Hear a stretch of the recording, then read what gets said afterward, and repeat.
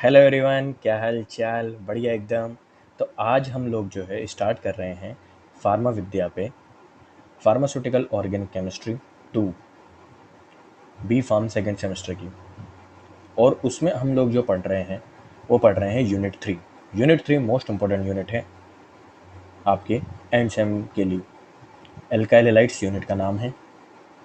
आपने ये 12th class में पढ़ रखी होगी unit alkyl halides, haloalkanes and haloarenes के नाम से यूनिट थी 12th क्लास में। उसी को पढ़ा जाता है सेकेंड सेम में, एल्काइल हैलाइड्स के नाम से पढ़ा जाता है। तो एल्काइल हैलाइड्स की शुरुआत करते हैं और समझने की अब कोशिश करते हैं एल्काइल हैलाइड्स को। चलिए अब शुरू करते हैं एल्काइल हैलाइड्स। देखिए, अगर हम बात करेंगे यहाँ पर एल्काइल हैलाइड्स की, तो आप लोग यहाँ पर थोड़ा सा समझिएगा। एल्काइल हैलाइड्स, एल्काइल हैलाइड्स इसको हम सिंबल RX से रिप्रेजेंट करते हैं। आप यहाँ देख सकते हैं सिंबल RX एल्काइल हैलाइड्स होता है। अगर RX है तो ये एलिफेटिक होगा, और अगर ये ARX है तो ये एरोमेटिक होगा। ठीक है। अब एल्काइल हैलाइड्स क्या होते हैं? Basically alkyl halides are a class of compounds where a halogen atom और atom are bound to an sp3 hybrid orbital of an alkyl group. तो इसको में हम कुछ इस तरह से समझने की कोशिश करते हैं। जैसे आपके पास मान लीजिए मीथेन है। अब मीथेन की स्ट्रक्चर सब जानते हैं, टेट्राहेड्रल इसकी ज्योमेट्री होती है C single bond H single bond H single bond H single bond H। अब ये C single bond H H H में से हमने एक हाइड्रोजन रिप्लेस करके उसको हेलोजन एटम से रिप्लेस कर दिया, तो ये होता है एल्काइल हैलाइड RX। थोड़ा एज्यूम करने की कोशिश करिए, आपके पास मीथेन की स्ट्रक्चर है C single bond H single bond H single bond H single bond H, एक हाइड्रोजन आपने हटाया, वहाँ पे हेलोजन लगा दिया, यही होता है एल्काइल हैलाइड। तो alkyl halide are the halogen derivatives of alkane. क्या बोलते हैं इनको? हेलोजन डेरिवेटिव्स ऑफ अल्केन बोलते हैं सिंपल टर्म में।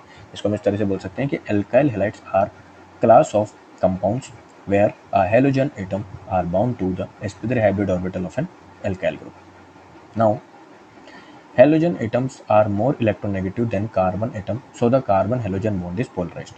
तो अगर हम यहाँ पर हम देखें तो हम ये बोल सकते हैं कि हमारा जो ये RX बॉन्ड होता है, इस RX बॉन्ड में से हम लोग जानते हैं अगर हमारे पास में C सिंगल बॉन्ड Cl अगर है, तो हम जानते हैं Cl की इलेक्ट्रोनेगेटिविटी ज़्यादा होती है, तो ये पार्शियल नेगेटिव चार्ज हो जाएगा और कार्बन पार्शियल पॉजिटिव चार्ज हो जाएगा, और अल्टीमेटली ये जो बॉन्ड रहेगा आपका, ये क्या हो जाएगा?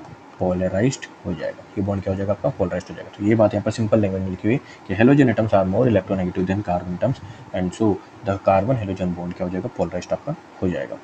Now the carbon halogen often written CX bond is polarized in such a way that there is a partial positive charge on the carbon, partial negative charge on the halogen bond। जैसा कि मैंने आपको बताया पे CCl पे से partial negative partial positive हो जाता है, सेम यहाँ पे लिखा हुआ है कि यहाँ पर हमारे पास में partial positive charge एक और हो जाएगा कार्बन एटम पे और partial negative charge एक और हो जाएगा आपका क्लोरीन एटम पे, और अल्टीमेटली आपका बॉन्ड क्या हो जाएगा? पोलराइज्ड हो जाएगा। समझ गए? ठीक है।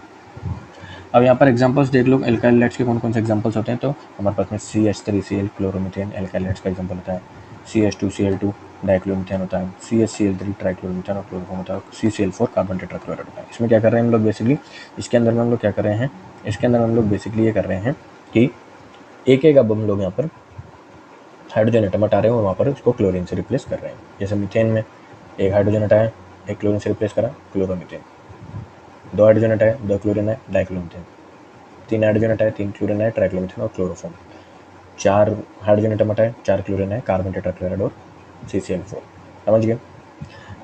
नाउ अब बात करें इलेक्ट्रोनेगेटिविटी का ऑर्डर। तो इलेक्ट्रोनेगेटिविटी का ऑर्डर मोस्ट इंपॉर्टेंट है, एग्जाम पॉइंट ऑफ व्यू से पूछा जा सकता है आपसे इलेक्ट्रोनेगेटिविटी का ऑर्डर क्या होता है।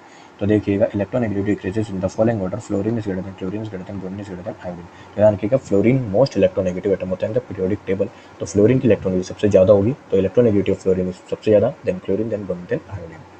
अब कार्बन हेलोजन बॉन्ड लेंथ की बात करें तो कार्बन हेलोजन बॉन्ड लेंथ इंक्रीज होती है डाउन द ग्रुप। क्यों? क्योंकि अगर हम डाउन द ग्रुप जाते हैं तो वैलेंशियल इंक्रीज होता है, वैलेंशियल इंक्रीज होगा तो एटॉमिक साइज इंक्रीज होगा, एटॉमिक साइज इंक्रीज होगा तो अल्टीमेटली क्या होगा? हमारा बॉन्ड लेंथ इंक्रीज हो जाएगा। बॉन्ड डायपोलमेंट की बात करें तो बॉन्ड डायपोलमेंट में कार्बन क्लोरीन का सबसे ज़्यादा डायपोलमेंट होता है, देन कार्बन फ्लोरीन का, देन कार्बन ब्रोमीन का एंड देन कार्बन आयोडीन का। तो ये आपको पता होना चाहिए यहाँ पर इसके अंदर में कि डायपोलमेंट जो रहता है उसका डिक्रीजिंग ऑर्डर होता है carbon chlorine, carbon fluorine, carbon bromine और कार्बन आयोडीन। उसका म्यू जो रहता है वो होता है 1.560, 1.51D, 1.48D और 1.29D, और ये इसका डिक्रीजिंग ऑर्डर है बॉन्ड डायपोल मोमेंट का, ये आपको याद करना पड़ेगा। Now the chemistry of alkyl halides dominated by this effect usually CH bond जो रहता है वो टूटता है, आइदर सब्स्टिट्यूशन एलिमिनेशन रिएक्शन रहता है। अब ध्यान रखिएगा हमारा जो ये CH बॉन्ड रहता है, बेसिकली ये CH बॉन्ड जो रहता है वो ब्रेक होगा तो यहाँ पर क्या बनेगा, हमारा पार्शियल नेगेटिव चार्ज, या क्या आएगा हमारे पास पार्शियल पॉजिटिव चार्ज। तो एक्स हट करके देखिएगा, एक्स हट करके यहाँ पर कोई और दूसरा एलिमेंट आ सकता है ए, तो यहाँ पर क्या हो सकता है, सब्स्टिट्यूशन रिएक्शन हो जाएगा। और यहाँ पर क्या हो सकता है, एलिमिनेशन रिएक्शन भी हो सकता है। एलिमिनेशन रिएक्शन में डबल बॉन्ड ब्रेक हो जाता है और एल्काइलाइड का फॉर्मेशन हो जाता है। ये रिएक्टिविटी एल्काइलाइड जो रहते हैं वो, this reactivity makes alkyl halide useful in chemical reagents, ये केमिकल रिएजेंट के लिए यूजफुल हो जाता है। तो ध्यान रखिएगा यहाँ पर, समझ में आ रहा है, जो केमिस्ट्री है एल्काइलाइड की वो इस इफेक्ट से डोमिनेट हो रही है, क्योंकि CH बॉन्ड जैसे ब्रेक होता है तो वहाँ पर सब्स्टिट्यूशन और एलिमिनेशन रिएक्शन हो सकती है।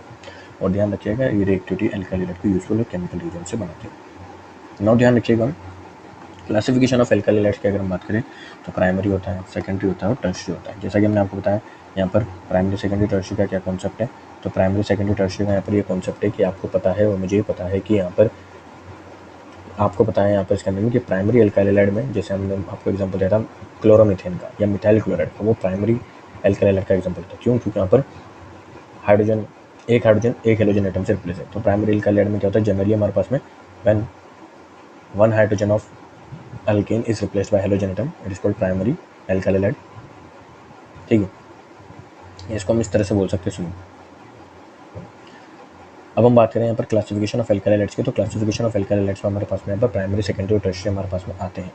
प्राइमरी एल्काइलाइड्स की अगर हम बात करें तो प्राइमरी एल्काइलाइड्स में ध्यान रखिएगा, द मोस्ट इंपॉर्टेंट कॉन्सेप्ट है ये, इसको अच्छे समझिएगा कि when halogen atom attach to carbon atom which is attach to single carbon atom is primary alkyl halide, when halogen atom attach to carbon atom which attach to two carbon atom it is secondary alkylate, and when halogen atom attached to carbon atom which is attached to 3 carbon atom it is tertiary alkylate। ध्यान रखिएगा, concept अपने दिमाग में बिठाइए कि जब halogen atom एक carbon atom से attach है और वो कार्बन एटम किसी दूसरे कार्बन एटम से अटैच है तो प्राइमरी, हेलोजन एटम एक कार्बन एटम से अटैच है और वो किसी दो कार्बन एटम से अटैच है तो सेकेंडरी, और हेलोजन एटम किसी कार्बन एटम से अटैच है और अगर वो दो, और हेलोजन एटम किसी कार्बन एटम से अटैच है और अगर वो 3 कार्बन एटम से अटैच है तो हो जाएगा टर्शियरी एल्काइलाइड। ठीक है, अब अदर टाइप्स ऑफ एल्काइलाइड्स कौन कौन से होते हैं, तो एक हमारे पास में यहाँ पर इसके अंदर होता है अदर टाइप्स ऑफ एल्काइलाइड्स की अगर बात करें तो अदर टाइप्स हमारे उसमें जेमिनल डाइहैलाइड होता है। Geminal dihalide halogen atom same carbon atom, मान लीजिए हमारे पास में एल्काइलाइड है, ठीक है, और इस एल्काइलाइड में हेलोजन एटम सेम इस कार्बन एटम पे प्रेजेंट है, Cl सिंगल बॉन्ड Cl, तो ये जेमिनल डाइहैलाइड। और विसिनल डाइहैलाइड एडजेसेंट कार्बन एटम पे अगर प्रेजेंट है, तो एडजेसेंट कार्बन एटम पे अगर हमारे प्रेजेंट है तो विसिनल डाइहैलाइड होता है। और एक अल्फा ओमेगा डाइहैलाइड होता है जिसमें हमारे टर्मिनल कार्बन एटम पे हमारे हेलोजन एटम प्रेजेंट होते हैं। जैसे मान लीजिए टर्मिनल कार्बन एटम कौन सा हो जाएगा, एक एक्स हो जाएगा हमारा यहाँ पे इस जगह पे, और 1,3 पोजीशन पे हमारे हेलोजन एटम यहाँ पर लगे होंगे। तो ये 1, ये 2 और ये 3, 1 और 3 पोजीशन पर अगर हमारे लगे हैं हेलोजन एटम तो इसे हम बोलते हैं क्या, अल्फा ओमेगा डाइहैलाइड बोलते हैं। क्या बोलते हैं इसको हम, अल्फा ओमेगा डाइहैलाइड बोलते हैं। तो जेमिनल डाइहैलाइड में क्या है, जेमिनल डाइहैलाइड सिंपल सा है, यहाँ पर दो हेलोजन एटम एक सेम कार्बन एटम के प्रेजेंट होंगे। विसिनल डाइहैलाइड की बात करें तो पर एडजेसेंट कार्बन एटम प्रेजेंट होंगे, अल्फा ओमेगा डाइहैलाइड में 1,3 कार्बन एटम के हमारे हेलोजन एटम प्रेजेंट होंगे। ठीक है, नेक्स्ट वीडियो में आपको स्टार्ट करेंगे preparation of alkyl halides. Thank you.